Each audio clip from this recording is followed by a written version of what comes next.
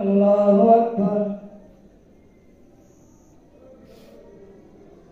الحمد لله رب العالمين الرحمن الرحيم مالك يوم الدين إياك نعبد وإياك نستعين اهدنا الصراط المستقيم صراط الذين أنعمت عليهم غير المغضوب عليهم ولا الضالين.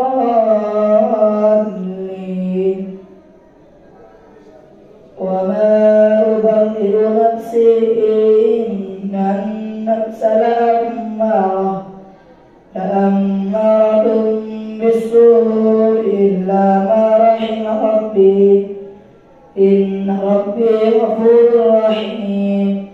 وقال الملك ائتوني به أستخلصه لنفسي فلما كلمه قال إنك اليوم لدينا مكين أمين.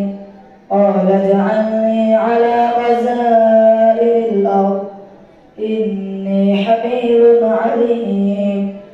وكذلك مكنا ليوسف في الأرض يتبوأ منها حيث يشاء نصيب برحمتنا من نشاء ولا نضيع أجر المحسنين. ولأجر الآخرة خير للذين آمنوا وكانوا يتقون. وجاء إخوة يوسف فدخلوا عليه فعرفهم وهم له منكرون. ولما جهزهم بجهازهم قال ائتوني بأخ لكم من أبيكم ألا ترون أني أوفي الكيل وأنا خير المنزلين. فإن لم تأتوني به فلا كيل لكم عندي ولا تقربون. قالوا سنراود عنه أباه وإنا لفاعلون. وقال لفتيانه جعلوا بضاعتهم في رحالهم لعلهم يعرفونها إذا انقلبوا إلى أهلهم لعلهم يرجعون. فلما رجعوا إلى أبيهم قالوا يا أبانا منع منا الكيل فأرسل معنا قال نقتل وإنا له لحافظون. قال هل آمنكم عليه إلا كما أمنتكم على أخيه من قبل فالله خير حافظا وهو أرحم الراحمين. ولما فتحوا متاعهم وجدوا بضاعتهم ردت إليهم قالوا يا أبانا ما نبغي هذه بضاعتنا ردت إلينا ونمير أهلنا ونحفظ أخانا ونزداد كيل بعير ذلك كيل يسير. قال لن أرسله معكم حتى تؤتون موثقا من الله لتأتونني به إلا أن يحاط بكم. فلما آتوه موثقهم قال الله على ما نقول وكيل. فقال يا بني لا تدخلوا من باب واحد وادخلوا من أبواب متفرقة وما أغني عنكم من الله من شيء إن الحكم إلا لله عليه توكلت وعليه فليتوكل المتوكلون. ولما دخلوا من حيث أمرهم أبوهم ما كان يغني عنهم من الله من شيء إلا حاجة في نفس يعقوب قدرا وإنه لذو علم لما علمناه ولكن أكثر الناس لا يعلمون. ولما دخلوا على يوسف آوى إليه أخاه قال إني أنا أخوك فلا تبتئس بما كانوا يعملون. فلما جهزهم بجهازهم جعل السقاية في رحل أخيه ثم أذن مؤذن أيتها العير إنكم لسارقون. قالوا وأقبلوا عليهم ماذا تفقدون. قالوا نفقد صواع الملك ولمن جاء به حمل بعير وأنا به زعيم. قالوا تالله لقد علمتم ما جئنا لنفسد في الأرض وما كنا سارقين.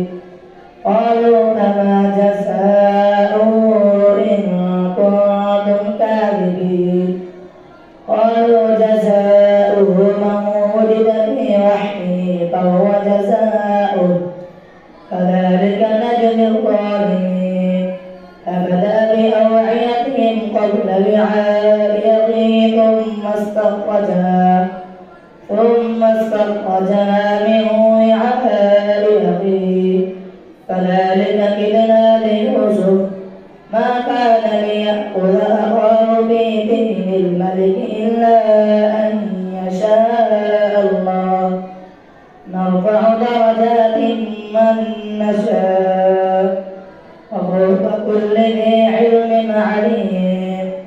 قالوا إن يسرق فقد سرق كله من قبل فأسرها يوسف في نفسه ولم يبدها لهم. قال أنتم شر مكانا والله أعلم بما تكسبون. قالوا يا أيها العزيز إن له أبا شيطان كبيرا فخذ أحسنا مكانه إنا نراك من المحسنين. قال معاذ الله أن نأخذ إلا من وجدنا متاعنا عنده إنا إذا لظالمون. فلما استيئسوا منه خلصوا نجيا قال كثيرهم ألم تعلموا أن أباكم قد أخذ عليكم موثقا من الله ومن قبل ما فرطتم في يوسف فلن نبرح الأرض حتى يأذن لي أبي أو يحكم الله لي وهو خير الحاكمين. ارجعوا إلى أبيكم فقولوا يا أبانا إن ابنك سرق وما شهدنا إلا بما علمنا وما كنا للغيب حافظين. واسأل القرية التي كنا فيها والعير التي أقبلنا فيها وإنا لصادقون. قال بل سولت لكم أنفسكم أمرا فصبر جميل عسى الله أن يأتيني بهم جميعا إنه هو العليم الحكيم. وتولى عنهم وقال يا أسفا على يوسف وابيضت عيناه من الحزن فهو كظيم. قالوا تالله تذكر يوسف حتى تكون حربا أو تكون من الهالكين. قال إنما أشكو بثي وحزني إلى الله وأعلم من الله ما لا تعلمون. يا بني اذهبوا فتحسسوا من يوسف وأبيه ولا تيأسوا من روح الله إنه لا ييأس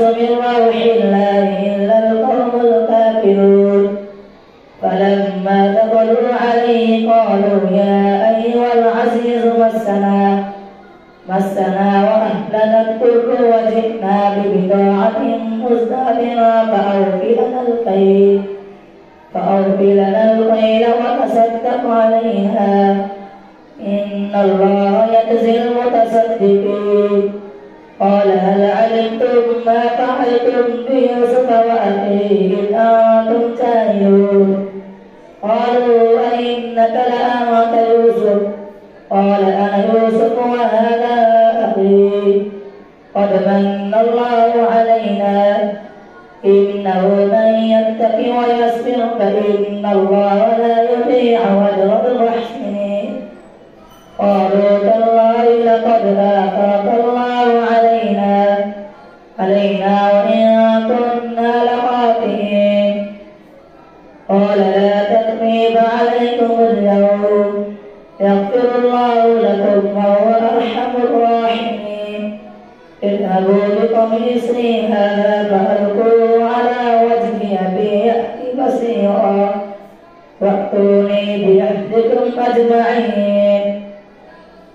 ولما فصلت العير قال أبوهم إني لأجد ريح يوسف لولا أن تفندون. قالوا تالله إنك لفي ضلالك الكبير. فلما أن جاء البشير ألقاه على وجهه فارتد بصيرا قال ألم أقل لكم إني أعلم من الله ما لا تعلمون. قالوا يا أبانا استغفر لنا ذنوبنا إنا كنا خاطئين.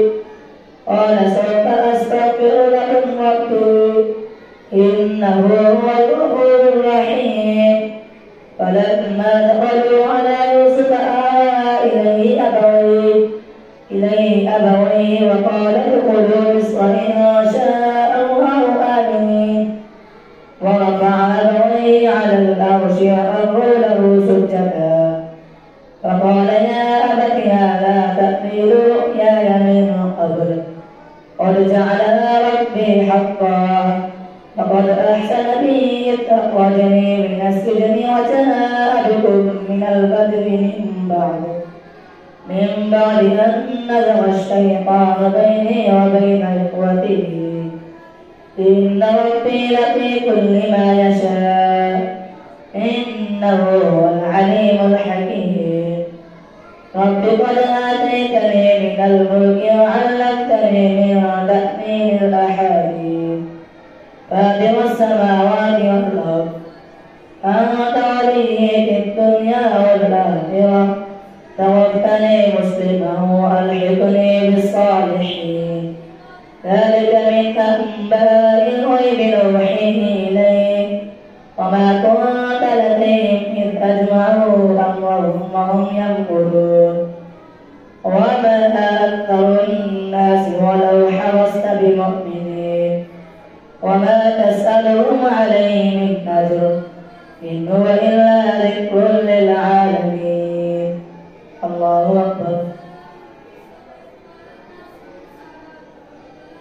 سمع الله لمن حمده. الله أكبر. الله أكبر. الله أكبر. الله أكبر. الحمد لله رب العالمين الرحمن الرحيم مالك يوم الدين إياك نعبد وإياك نستعين اهدنا الصراط المستقيم صراط الذين أنعمت عليهم غير المغضوب عليهم ولا الضالين. وكأين من آية في السماوات والأرض يمرون عليها وهم عنها معرضون. وما يؤمن أكثرهم بالله إلا وهم مشركون. أفأمنوا أن تأتيهم غاشية من عذاب الله أو تأتيهم الساعة بغتة وهم لا يشعرون. قل هذه هذه سبيلي أدعو إلى الله على بصيرة أنا ومن اتبعني وسبحان الله وما أنا من المشركين وما أرسلنا من قبلك إلا رجالا نوحي إليهم من أهل القرى أفلم يسيروا في الأرض فينظروا كيف كان عاقبة الذين من قبلهم ولدار الآخرة خير للذين اتقوا أفلا تعقلون حتى إذا استيأس الرسل وظنوا أنهم قد كذبوا جاءهم نصرنا فنجي من نشاء ولا يرد بأسنا عن القوم المجرمين لقد كان في قصصهم عبرة لأولي الألباب ما كان حديثا يفترى ولكن تصديق الذي بين يديه وتفصيل كل شيء وهدى ورحمة لقوم يؤمنون ألف لام ميم تلك آيات الكتاب والذي أنزل إليك من ربك الحق ولكن أكثر الناس لا يؤمنون الله الذي رفع السماوات بغير عمد ترونها ثم استوى على العرش وسخر الشمس والقمر كل يجري لأجل مسمى يدبر الأمر ويفصل الآيات لعلكم بلقاء ربكم توقنون هو الذي مد الأرض وجعل فيها رواسي وأنهارا ومن كل الثمرات جعل فيها زوجين اثنين يغشي الليل النهار إن في ذلك لآيات لقوم يتفكرون وفي الأرض بدع متجاورات وجنات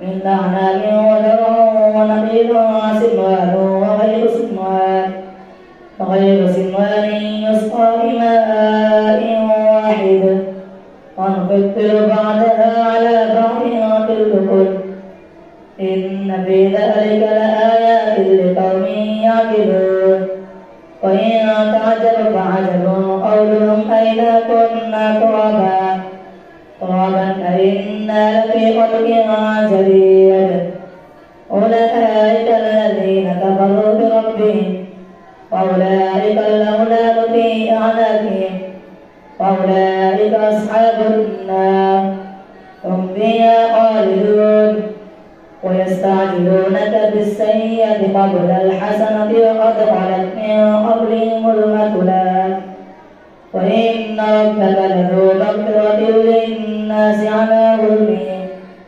وإن ربك لشديد العقاب ويقول الذين كفروا لولا أنزل عليه آية من ربه إنما أنت منذر ولكل قوم هاد الله يعلم ما تحمل كل أنثى وما تغيب الأرحام وما تزداد وكل شيء عنده بمقدار عالم الغيب والشهادة الكبير المتعال سواء منكم من أسر القول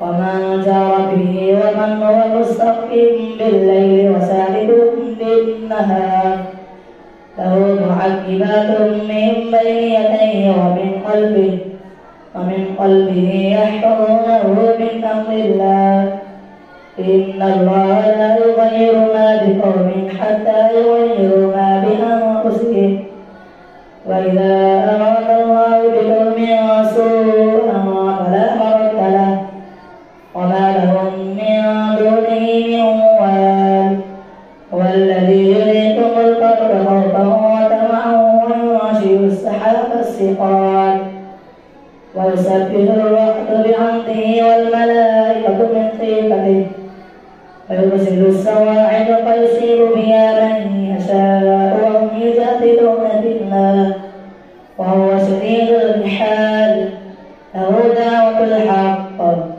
والذين يدعون من دونه لا يستجيبون لهم بشيء إلا كباسط كفيه إلى الماء ليبلغ فاه وما هو ببالغه